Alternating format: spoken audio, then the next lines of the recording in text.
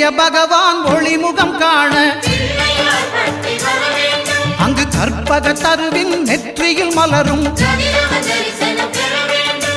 சூரிய பகவான் ஒளிமுகம் காண அங்கு கற்பக தருவின் நெற்றியில் மலரும்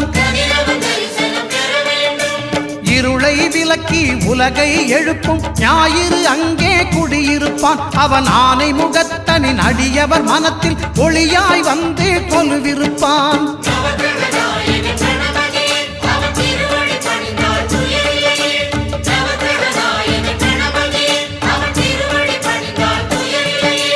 ஒன்பது கோளும் ஒன்றாய் காண அங்கு கற்பகம் என்னும் கடவுளின் மெய்யில்